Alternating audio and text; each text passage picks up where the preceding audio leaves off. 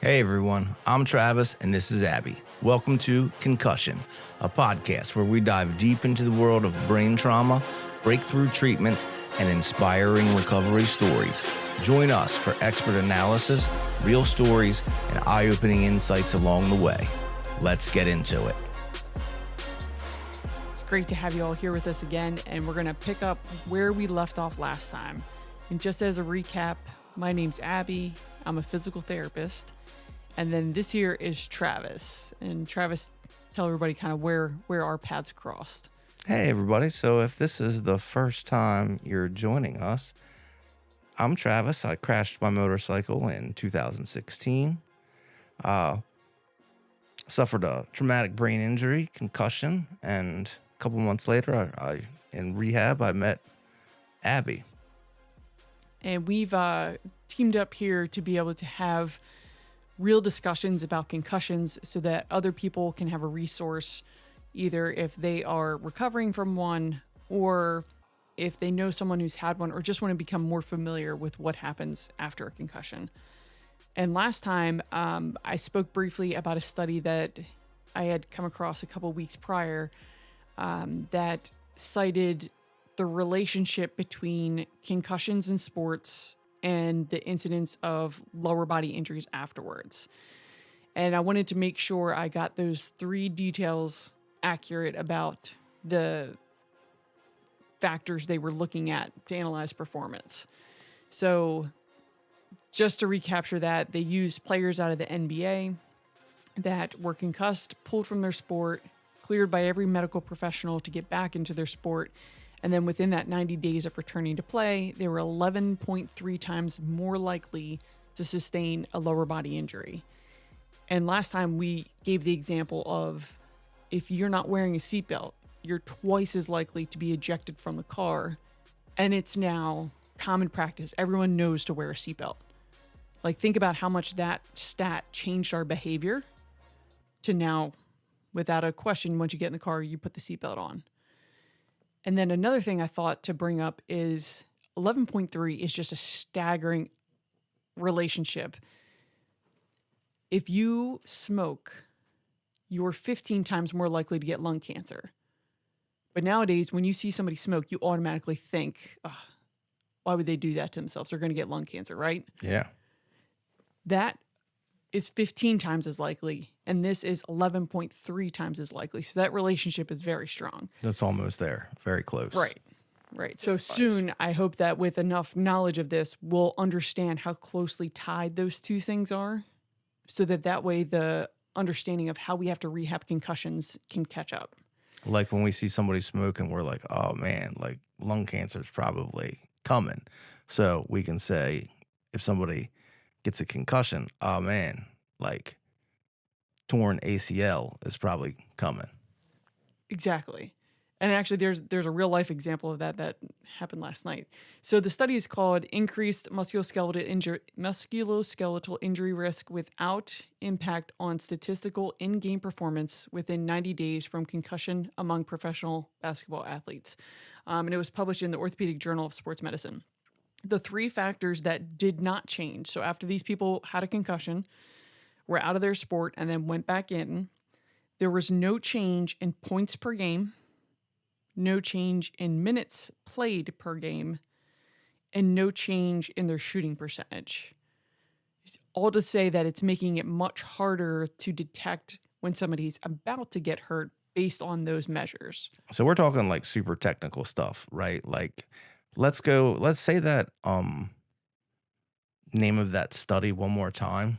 But like, what does that mean to like normal people? Somebody that, isn't really, I mean, that's even like, I know a little bit about medical stuff, and that was like right very over. Cumbersome. All right, so I'll read it and then I'll say what it means. So it's increased musculoskeletal injury risk without impact on statistical in-game performance within 90 days from concussion among professional basketball athletes. So what that essentially is saying is we know there's an increased risk, but there is no influence on their performance to be able to know that that risk exists. Okay. So they're looking at in-game statistical performance, meaning how They're not scoring less points. exactly they're not playing less, so they don't have less exposure or more exposure than they did before. And they did a good job in this study of matching people who were pretty comparable. So instead of playing, picking their concussed athletes as all people who start for their team and play for elite teams and comparing them to people who ride the bench all season and play for teams that are not that competitive. Okay. So they did a good job of making sure they matched them. But essentially, this is just an updated version of the study that I referenced a few weeks ago that was able to the illustrate 11.3. was able to illustrate that correlation was 4.5 times more likely. This one is a lot higher. And we discussed last time, is it because concussions are now being reported or detected more often? Is our awareness as a general population improving about concussions? Which I really hope that's the case. Because for so long, they were not reported and treated the way they should have been. Because you can't see a concussion. Can't see it. And we have to overcome impressions as well. So on the clinical side, if an athlete comes in that's had a concussion, let's say he's in high school, and this sounds prejudiced, but it's just a trend I've noticed. If dad brings the kid in, I cannot get through that evaluation of that kid without dad saying, I had a concussion in high school. Right. I just rubbed some dirt on it and I was back into it. Yeah. Their impression of what concussions are or were to them is such a hard bias to overcome. And especially because, we're there to assess this high school athlete and kid that's developing and has so much that we need to assess and treat. And we have to kind of overcome the dad's bias of, well, I played sports and I had concussions and I'm just fine. Now, I wouldn't say that dad's the picture of brain health, but still his impression is that if I had one and I turned out okay, he doesn't need to have anything done, doesn't need to be pulled out of a sport, all that. I gotcha. So he's kind of like feeling like he kind of knows because he has experience with these things. And I know that one thing that I've learned recently, like if you wanted to get through to somebody like that and be a little more convincing, that person, the dad, he's probably looking out for his son, making sure that he does good and he's got lots of stuff going on and it's very important. And he holds that scoring in games and playing well in games as like very high, very astute, that's very important to him.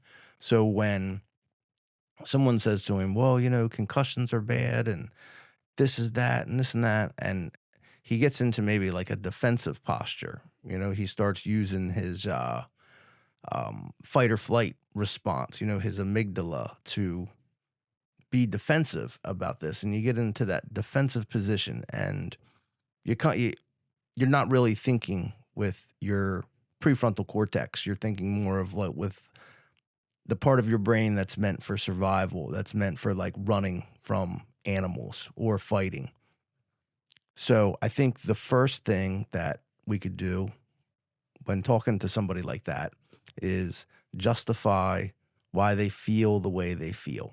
And then I've found that when you do that, when you justify someone's feelings, maybe not their actions, but why they feel the way they feel, and let them know that their feelings are valid and that they are important and they are heard, that instantly brings that person out of that defensive posture and it puts them more in their prefrontal cortex thinking part of their brain so they can be less defensive and more logical. That's a great point. And sometimes I explain it as our obligation is to educate the patient, which in this case would be the high schooler. But in the realm of concussions, we have a more emphasized responsibility to educate the parent, because their impression of don't pull my kid out of play, that's what he's really good at and what he enjoys, might evoke that defensive posturing, or them to say or think things that would kind of be counterproductive to what we're trying to do with treating the concussion. So trying to find that balance of acknowledging their experience of I'm sure you were back in the game the same time that you got knocked out back in, the 70s or 80s or whenever you played, or 90s. Yeah. But that might not have been the best way to go about it. And it's a hard thing for them to connect the dots this far removed, but did their performance in school suffer? Did their relationship with their family change? Was depression now something that they had to deal with? But when we're trying to focus on the kid, you're right, we have to kind of switch that defensive mindset of a parent sometimes. Yeah. Instead of saying maybe it wasn't the best, I typically like to say things like, that would probably have killed an ordinary person. Because now that person feels like, oh yeah, well, I am pretty tough. I am a little bit more than ordinary, and it kind of plays into like an ego. And I think that really helps with dudes. Like I've found that, like I'll say that at work all the time. If we got to do something that kind of sucks, like get all dirty and rainy and it's going to be terrible outside, I usually say, oh, well, this would kill ordinary people, but it's a good thing that we are who we are. And that tends to always motivate people they're like, yeah, that's true. It would kill ordinary people, wouldn't it? And then we go out and we get her done. That's a good mindset to be able to kind of get the internal motivation going.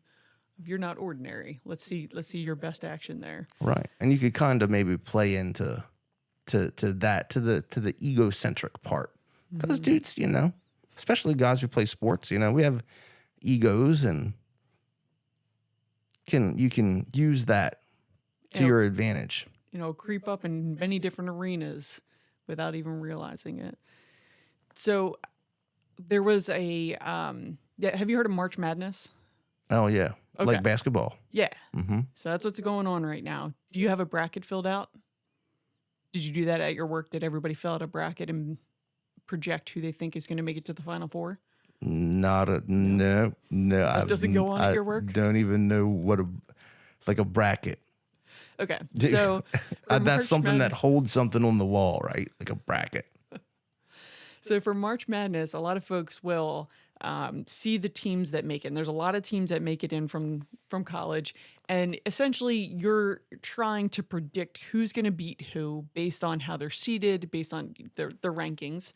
And I think right now we're almost a week into it, maybe a little bit more. And there are no longer across the country, nobody has a perfect bracket. Nobody has a perfect bracket. Yes. So what's your bracket? Predictions. Did you do a bracket? I did do a bracket. Who is your number one? It's not perfect. So I projected for the women's side that South Carolina would win. South Carolina. So we'll see. And so the top teams for the women's side are UCLA, USC. So those are the two West Coast teams that are really good. And then UConn, South Carolina, Notre Dame. There's a lot of teams on the women's side that have been very exciting to watch through the season. However, one of the main contenders, USC out on the West Coast, they have this player that's just phenomenal. Her name is Juju Watkins. And I even remember when she first got to college and started playing, unsolicited, one of my friends who's not involved in the medical side at all just said she just moves different. She really is skilled.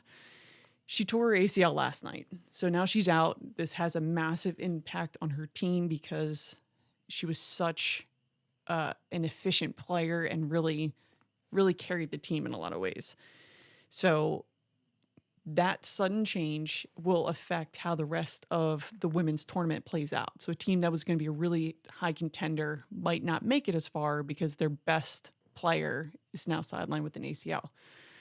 Now, the study that we talked about was in professional men's, but that same correlation exists for women's too. And it's really tough to watch how this is going to change everything that she's worked for, because now she's going to be out for about a year trying to rehab this ACL to be able to get back to playing at the level that she was. And there's always that question of, are you going to return to that same level? Like have that same efficiency and move with the same amount of confidence that she did. And the research side of things we'll discuss on my end once all that gets published, what what can be done about this? What is the solution? Why is this happening so often, especially in female contact sport athletes? But one thing that's just ironic is that they were playing Mississippi State, and this was Juju Watkins who tore ACL. A month or two ago, South Carolina was playing Mississippi State, and one of their top athletes, Ashlyn Watkins, tore her ACL playing them again. So if your last name's Watkins, don't play Mississippi State if you want to keep your ACL intact. That's just an ironic thing. There's no science behind that. That's like pure irony. That's like bad juju. Like even better pun. Dude, how about It's bad juju. That's bad juju.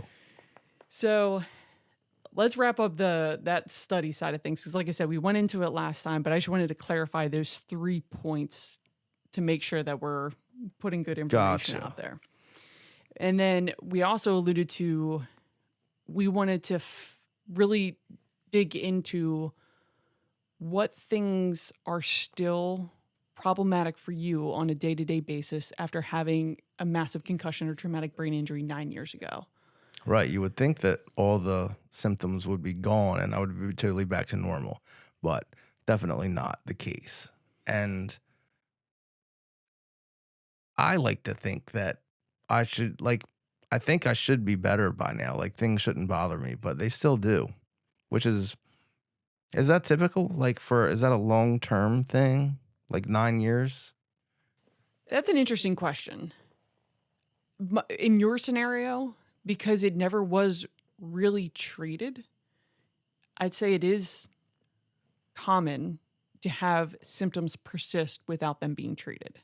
So if I would have got them treated originally, instead of just like winging it and rocking and rolling, I probably would have been a lot better off. So, but even so, there's still folks that I see in the clinic setting who've, some of which have had their concussion 3 or 4 days ago, some 5 or 6 years ago.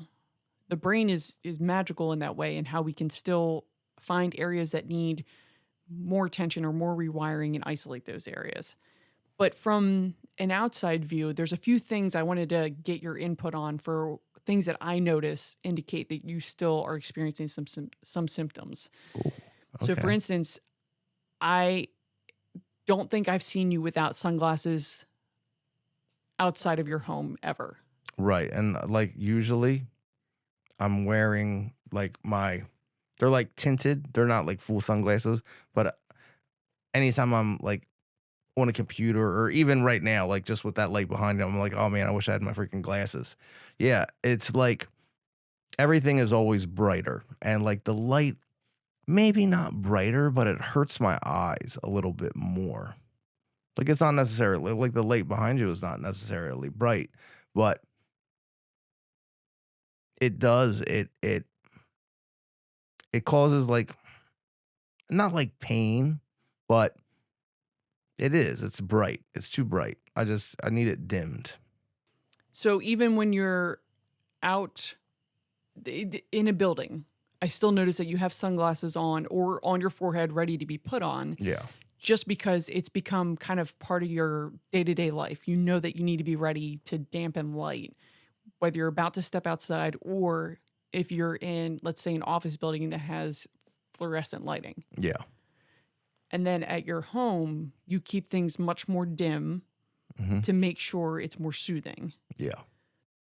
That's a big one. Light, for sure. Yeah. Now, the other thing I notice is at all times, your phone is on Do Not Disturb. Yeah. So not even on silent where it vibrates or gets notifications. That means that your phone won't light up when it gets a notification, won't make a noise, won't vibrate. You're eliminating any indication of disturbance from your phone at all times. Yes. And when other people's phone rings, it drives me insane. I'm like, oh, come on, can't you mute your phone? And it's still like that. I remember right when I came back to work, this guy, as a matter of fact, that same guy who said that he was going to put me in the hospital, his phone would ding so loud. And I said to him, dude, That is the most annoying thing I have ever heard in my entire life. I was like, you need to turn it off. And he did. And I never heard it again, but I was pretty abrupt, or not abrupt, but I was pretty sincere. Like, he knew that I was like serious about that. And it was just like a regular, it wasn't anything like peculiar or like foul or weird. It was just like this certain ding. And I was like, no, you need to turn that off. Like if somebody's phone rings, they're like, "Oh, I'll get that later." It's like, nope, silence it now, and then you can answer it later. Oh yeah. And if somebody like leaves their phone in the car and it's, like, or the work truck and it's like, and their phone's ringing and they're not there, I am either gonna, depending how good of friends I am, I'll either answer it or I'm definitely hitting silent. Mm-hmm. Yeah, like I do not. Yeah, it's not even like you have a time of day in which you don't mind the noise from your phone 24/7. 24/7. Do not disturb. Do not give any indication of noise, light, Nothing. nothing. And Ange, like, she never answers my phone or like when I call her or text, because I kind of told her, I was like, baby, you need to turn your phone on silent, because and she did. And then now she doesn't know when you're trying to contact her. Right. I think she did that on purpose. If you think like even 10 years ago, we used to buy ringtones to have like unique identifiers so you can hear when certain people are contacting you. Now, instead of paying $3 for that little ringtone, you probably pay $300 to never hear a ringtone. Right. Yeah. I will pay you to not have a ringtone. Yeah. It's like, I can't, I do not like him. But that's, again, like I said, just another, I think a lot of people do keep their phone on silent, so it's just like a vibration or a minimal amount of disruption. But the do not disturb 24/7, that part kind of stood out to me. I was like, I wonder if he's just kind of being proactive about things that would be otherwise an irritant. Now, you mentioned another time that you will use AirPods without anything going through them at work just to dampen noise. Yeah. All the time. Like conversations, machines, Mm-hmm. any background noise, you just want to kind of drown it out. Yeah. Now, I don't think you've tried any sort of earplug or headphone that's meant to like filter that noise. Is that correct? Right. No, nothing like that. Just the AirPods. Okay. I'll order a set of the earplugs that we found folks kind of do well with, because it can dampen like the higher and lower tones that can be a little bit more irritable, but still allow you to hear like normal tone conversations, but like it would do things like dampen out like the dog barking noise. Yeah. Oh, I need that. Yeah, the dog barking noise is Dog barking is the worst, man. That's like the worst possible noise. That and like babies crying. Like, but we don't have any babies. We have 3 lovely dogs though. And I'll be honest, like Spence, he just went through he had a stroke or something that completely devastated me, and he didn't bark for like a week. And he's always barking, and I honestly, like, I haven't really said too much to him, like when he barks. Usually I'm like, Spencer, be quiet. But I'm kind of just like, it's good to have you back, buddy, because he didn't bark for a long time. yeah. So that's kind of reassuring now. Yeah, I cut him some slack. Yeah. But even just with the mixture of that noise on top of TV noise or microwave beeping, like all that cumulative noise, do you notice that it does something different to you if it's like 10 a.m. on a Saturday or 6 o'clock on a night when you've had a really long day at work? It's pretty much the same. Yeah. Like still gives that same response of that all needs to stop right now. Yeah. And you're still experiencing the pain with noise, right? Oh yeah. It like physically hurts. Yeah. Like especially dogs barking. I would say maybe I'm a little bit closer to the edge, I guess, after a long day. I don't know if it's like me being just more tired or me being more irritable, because, once you get so tired, I think you get a little more cranky. Yeah. Because so in the morning when I wake up in the morning, like the first few hours, I feel great. Like I feel really good. Like after a good night rest, like so I didn't get a good night's sleep last night. Like it sucked. Um, but usually when I wake up in the morning, I feel really good, and but noise still bothers me, even though I feel good. Mm. Now, the fatigue side of it, we talked about before that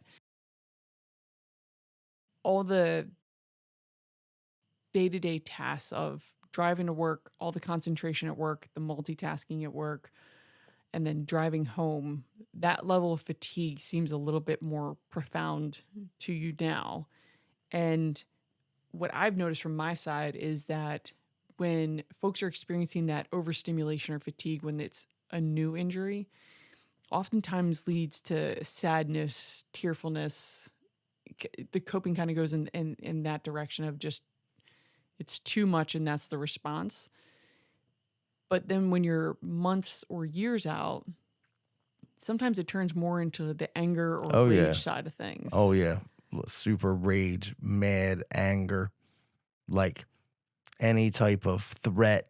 Maybe that's what it is. Maybe I'm somehow determining that loud noise as threat, and I get like extremely angry and like very defensive. So that's how I found out about that whole amygdala and fight or flight response and defense mechanisms, because I was searching, why am I so angry? Why am I getting so mad at something so ridiculous? And that's kind of what I came up with. Like that's what happens. Like you get defensive and the amygdala and all that hypothalamic pituitary adrenal axis. That's how that kind of works. You get adrenaline, you get anger, you get maybe scared, or in where you feel that you need to defend yourself, and then that causes adrenaline to spike, and then that makes you a little bit more hyper focused and aware, and you maybe take these threats that you see that are minuscule usually and probably wouldn't even register, but now they're like times 1,000. So, folks have told me this, even years out from the concussion, that driving is so stressful and taxing for them because even on a subconscious level, so not in their thought process at all, they're terrified of hurting their head again. So once you've had a concussion and you've experienced all the work that it takes to recover it and to feel good again, they still feel like that sense of vulnerability of if I were to get in an accident because of this jerk who's cutting me off, or because of the uncontrolled nature of driving on highways, they have this innate fear of what would happen if they were to hit their head again. And like that part really, I think, was important to identify because it took them years of struggling with why is it such a horrible experience for me to drive, to the point where it evokes anger and rage and all these things that just otherwise wouldn't make sense to them. Yeah. So I wonder if that's part of that complication with driving, is it's kind of exposing that vulnerability of if I were to get in an accident due to someone else's negligence, what would that do to me? Right. Yeah, it could be. I was actually talking to a pretty good somebody that I would consider a friend at work today, and he was telling me, and doesn't hasn't had a concussion, but he did have the predisposition to develop some maybe mental health challenges, And he told me one day that him and his wife and his son and daughter were driving home, and there was a car behind him, and it was like very, very, very close to him. It was like running up on his butt.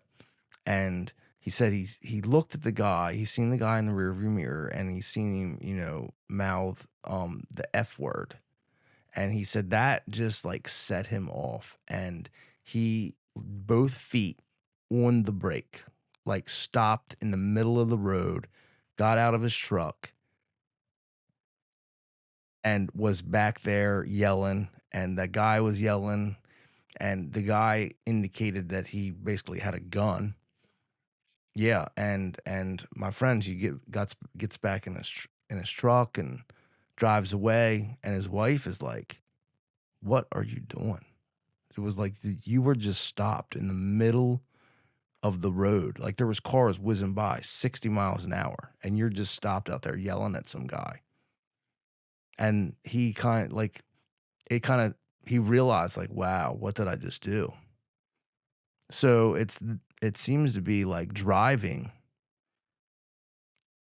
It's pretty it can certainly invoke some strong emotions, Or that fight or flight response. that that you fight or talked- flight. And you had mentioned how people with concussions, their ability to regulate those emotions becomes disinhibited a bit. And that makes it a little bit harder to kind of self-soothe Yeah. in those. Actually, this morning, it was probably around 5:45 or 6 in the morning. I was driving, and we approached just a traditional red light of two intersecting roads. So it's almost like a four-way stop sign, but it's a traffic light. And there was a truck behind me who I assume he was just late to work, but he was kind of like swerving left and right to try to see if he could pass. But it was a double yellow line. Traffic was coming in both ways.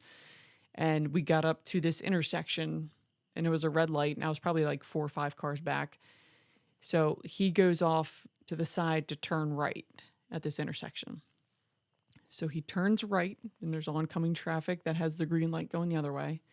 He turns right, and about 80 or 100 feet down, bangs a U-turn on this other two-way road and makes another right-hand turn. So he went around the red light. Yes, to not have to stop at the red light. And I thought of your commute, and I was like, this is probably the kind of stuff that Travis encounters on a regular basis. But the part that was just so funny is after that four-way traffic light intersection, about 3/4 of a mile down, there's a much bigger intersection with a highway. And he wanted to turn left. He was going to get on 95. And there's 2 turn lanes to go left. And I end up right next to him at the next stoplight. So he risked his life, the people who were going in the, perpendicular to us by turning out in front of them, and then risked the safety of the people that he banged this U-turn in front of that were going the opposite direction, all to end up at the same exact spot. That if he had just waited at the red light, he would have ended up there with the rest of us. You see, now this is why I think the world's a simulation, because wait till you hear this. Like that guy I just told you about, great dude. He literally did that exact same thing that you just said. Not this morning, not same guy. Say, does he drive a silver Dodge Ram? So he drove a silver Chevy. Okay. But he did the same exact thing, made a right, went to banged a U-turn, except when he banged a U-turn, somebody hit him, and he totaled his truck. And the cops were like, it's basically your fault. Yeah, for sure it's your fault. Yeah. That's not the way traffic lights work. Right. And he totaled his truck. That same guy. But how reckless is that to not consider what you're doing to that person that hit him? So he was banging a U-turn. Somebody was coming head on to him. He was coming I guess the guy was coming from behind him. And when he turned, he turned, I guess it was maybe 2 lanes. And when he turned to do the U-turn, the guy. Oh, behind him. I see Yeah. what you mean. So like he was at the time traveling at that, 40 miles per hour, let's say, going in the same direction, not expecting him to make a Correct. sudden U-turn, and he hit the back of him or the Right. side of him by the The time he side started his of him. turn. But still, what if that person got injured doing that? He wasn't expecting somebody to just bang a U-turn in the middle of a 2-lane roadway. Right. Yeah. Yeah. And then now that person might be dealing with that same paranoia of now that they're recovered and back out driving. Yeah. What if that happens again? Because once you've hit your head once, the fear of hitting it again is so much more profound. Yeah. It's like you're hyper aware of how important your brain is and how much it needs to be protected. Wow. Yeah. Yeah. And we all, like everybody, the whole crew at work, we slowed down when, at least that day. We're like, well, we're gonna drive normal, drive home normal and not, try to get anywhere too fast because, Somebody could be making a U-turn in front of you. somebody could be making a U-turn in front of it. Exactly right. Yeah. That's so wild. I guess it's more commonplace than I realized if you knew somebody and then I saw somebody do it this I morning. mean, that literally the same thing. I mean, I know I've seen people a lot, like if there's a red light coming up and like there's a turn arrow Yeah. to go left and the turn arrow is red, I've seen people go straight through the light and then go down to the median and then make a Yeah. U-turn and go around to miss it. But this morning was my first time seeing somebody do that in such a reckless way where there was not an opportunity to make a U-turn. Yeah. He just created that opportunity for himself. Like, so even with my like road rage, my driving irritability, I haven't done that. Like the I'm worst so glad. the worst I've ever done was like maybe go through a parking lot. And that is like so rare. Like that is maybe 3 times in my entire life. Like I would cut through like maybe McDonald's parking lot. Like, Yeah. oh, if I make a right, I can go through McDonald's parking lot and then just pull out. Like, Mhm. but I never make that like a habit. Yeah. So, I mean, I'm not saying I've never done it, but it's not like I'm not doing any U-turns right in the middle of the road. This was not this guy's first rodeo. He definitely knew exactly what he was doing as he started this. But I don't know that he really anticipates the other traffic when he does Yeah. it because he was just so forward with going about that. Yeah. I hate driving. And- I hate it. And driving is tough. So not only the fear of other people doing such nonsense things, but the tax on your brain is really something profound. So when you're driving, your eyes have to perform what's called pursuits. So it has to track something that's moving. So you have to track cars that are coming in the opposite direction as you. So your eyes fix on the target and then have to follow the target as it moves. And then you have to perform that same pursuit of cars that are moving in the same direction as you, maybe going faster or slower. And then your eyes have to bounce between different targets on the road. So that performance of going from target to target is called a saccade. So you might have to look at the red light to see if it's red or green, look at a sign on the side of the road, look at a person that might be standing alongside the road. These are constant calculations that your brain has to do that requires your eyes to be moving perfectly. Yeah. So after a concussion, we know that part gets disrupted. Your ability to perform smooth pursuits can be disrupted. Certain areas of your visual field can be disrupted. The accuracy in which you perform those saccades, where you go from target to target, could be disrupted. And then there's a massive vestibular demand. So you're in a car that's moving, so your inner ear detects that you're moving forward, but the visual surroundings in your car indicate you're not moving. Yeah. Like your steering wheel, your radio, your seat, all that's stationary. And then when you look out the window of your car, you have things that are moving by you very quickly on the side and things that are moving by you at a slower pace when you look out front. All of this requires a lot of perfect communication between your inner ear, your eyes, and how your body can interpret all of this sensory information. Yeah. So it's taxing the systems that we know can be disrupted after a concussion. We know that your vestibular system can be compromised unless it's treated and rehabbed. We know that your eye coordination can certainly be affected. In fact, that's what they rely on to determine if you've had a concussion when you're playing sports. Your eyes. Yeah, they pull you to the side and the athletic trainer holds her finger up and asks you to follow it. That's because when the eye movement gets disrupted, we know the brain is disrupted. Gotcha. And eye movement is the one physical modality that will tell us everything that we need to know about what's going on in the brain.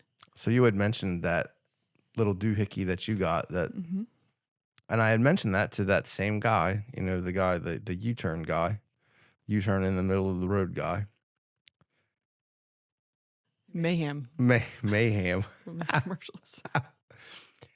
So I told him that. I was like, oh yeah, man, like tracking your eye movement and stuff like that. And he says, he's like, I'm pretty sure I've had that done. He's like, it wasn't like something that you wear.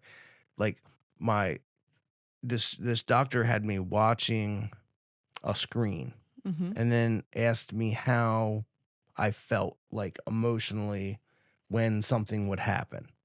And I don't know if that was the same thing. I said, well, I don't know too much about it. Yeah, that might be more in like the realm of neuropsych testing.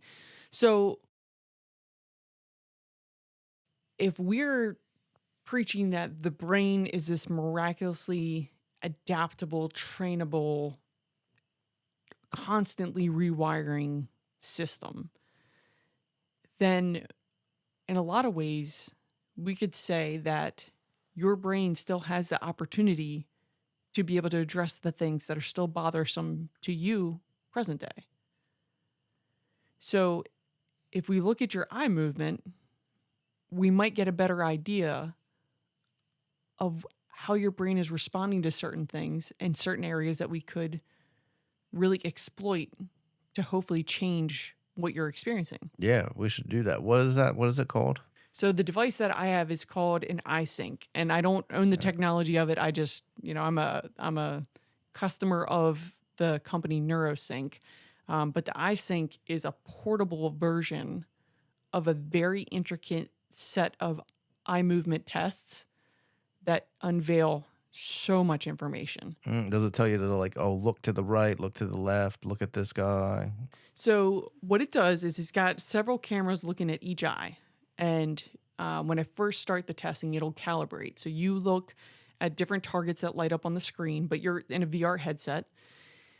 And then it'll calculate what's the pupil movement versus what's your eyelid, what's your eyebrow. It'll determine what's the movable part. And then we go through all sorts of testing. We test smooth pursuits in a clockwise fashion, and then in a counterclockwise fashion, and the target will speed up or slow down to see if you're... Oh, so like I'm tracking stuff with my eye. Yeah. Just your eyeballs are working. For most of them, for like 80% of the testing.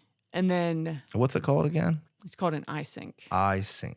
Yep. So we do smooth pursuits, clockwise and counterclockwise. We look at saccades. So you go side to side, up and down.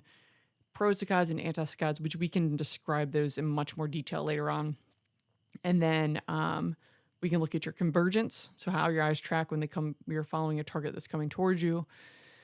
And then we can look at your VOR, so your vestibular ocular reflex, your ability to hold your eyes on something as your head moves. And then we test it with side to side and up and down. And then lastly, how your upper body and head move while you're tracking a stationary object. I move your body, and then your job is in this headset to just keep your eyes on this dot. But the whole time you're doing that, I can see your eyes. I can see what you see. And we have tons of reports and data that we can pull from this to help build a picture of where would be a good place to start. What things are working well, what things could improve.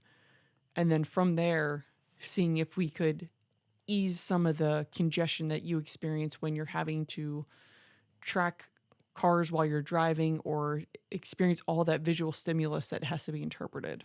Yeah, we should do that and make a video of that and put it on. We'll put it on YouTube. I wonder if there's a way to Like we'll have to integrate that, the what you're seeing and what I'm seeing, and make a whole like big video of that. I think that would be really interesting. Now, It's fascinating. Like it has made me an incredibly efficient practitioner compared to what I used to be before using this technology. yeah, I'm very interested in that. iSync, kind of like an iPhone, but Apple doesn't own this. But instead of the letter I, it's EYE, like an eyeball. Oh, Yeah. So beforehand, gotcha. like I've always valued what the eyes tell us and assessed and treated eye movement a lot. That was a major part of concussion rehab. But beforehand, it was just based on what I could tell what I could tell was happening as I was assessing different things. But being able to have a series of performances, your tracings, I can tell, am I influencing the thing that I think I'm influencing? To what extent? And I can even show you what I see. Because beforehand, the patient could never see what I see. If they had something that was a really significant deficit, I would have their parent or somebody use their phone to record it so they could see what it is that I'm talking about. But now I have something that allows me to replay what happens so they can see what's happening. So even after you perform the testing, we can record it as you're going. I can even replay for you on the device what your eyes did as we were looking at it. Can you like download that onto like a computer? You probably could. I'm not sure I have the technology.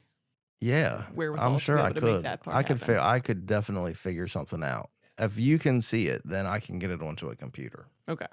Yeah, because like I know I can email you your tracings, but like there's videos that I can show you as to what your eyes did compared to what the target or the stimulus was Oh doing. yeah, we can get that online and Yeah, I think it would be really neat to kind of show that side of it, because for a lot of folks that are a year out or even 9 years out, it feels like this is the way things are now forever. yeah. And that's a really defeating way to feel. If it's something that we could treat and improve, why not give that a shot? So, and I think that would help a lot of my friends at work. Like I work with a lot of veterans, right? And they're, when if they got blown up, over in Iraq or Afghanistan or wherever they were, their boss, essentially, their corpsman, the person who would say, okay, yeah, you should probably go to the hospital, or you should probably do this, you should probably do that, wasn't the most well versed on, say, concussion. So they would get blown up and they would get like definitely concussion.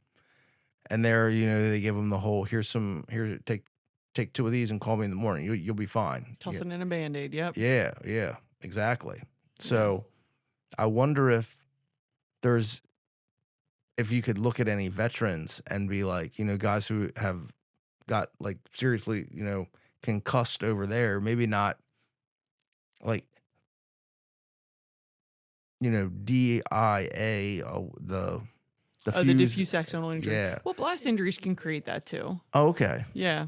But and like an important part is to like, the brain is amazing in the way that it changes.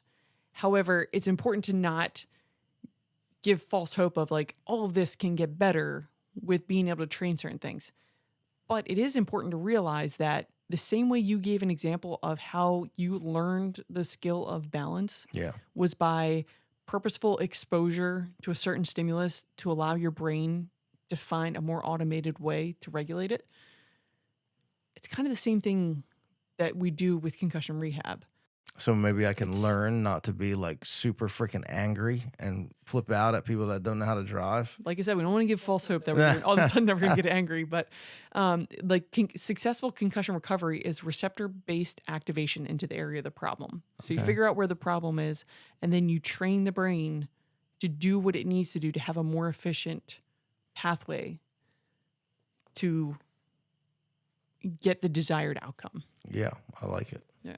So I think that would be a lot of fun to do, to kind of see where things are, and there's so much that can be learned from understanding what the eyes do. Yeah, we got to do the eye sync. Yeah, we'll have to do that. Well, thanks again for all the open conversation about where things are for you now. I think that's important for people to hear, that something that they may be experiencing, someone else is. Yeah. And you've always kind of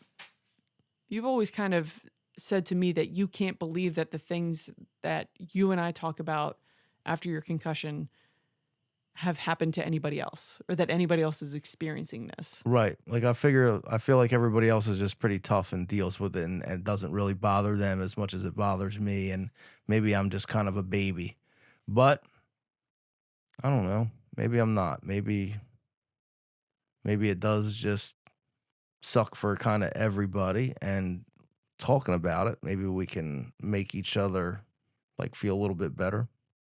And realize that they're not making it up. It's not something that's just unique to them. It's something that's because they've had a head injury impacts them. Right. And there's a lot of power in putting some familiarity behind that, because then they're oftentimes going to be more likely to seek help once they know that there's a problem and a solution related to the injury that they've had. Yeah. Like getting super angry over stuff that most people would be like, just whatever, like it's no big deal. But it's a big deal to me a lot of times.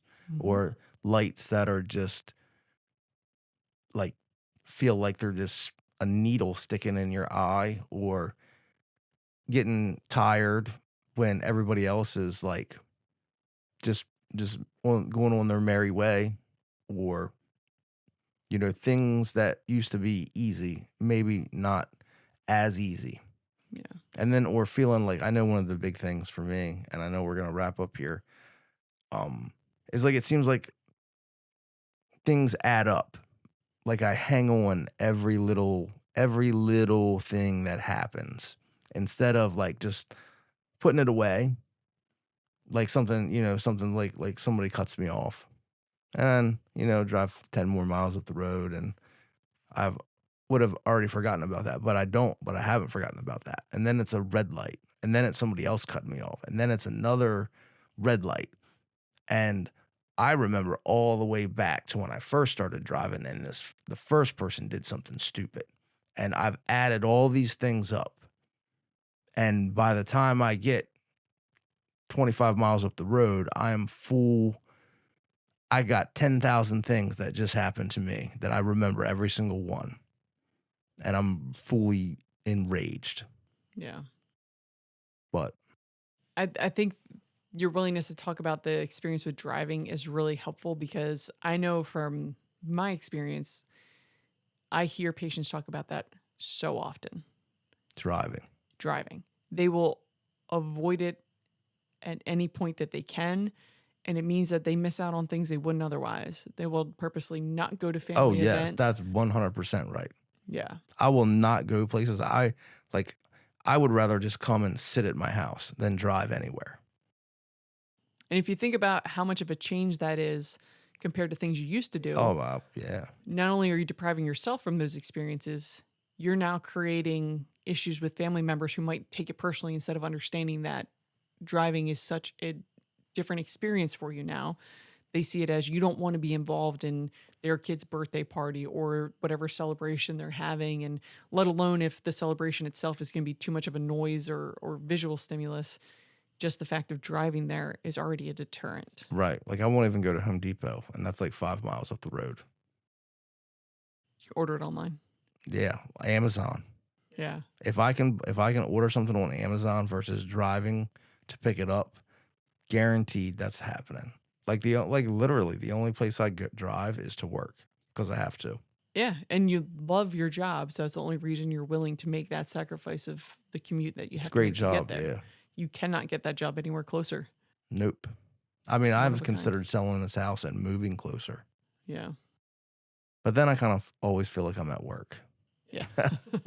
That's true. You do want that separation. Yeah, I do. I like say, yeah, that's terrible, man. It's like I like the separation, but I hate the drive. Right. I wish we could teleport.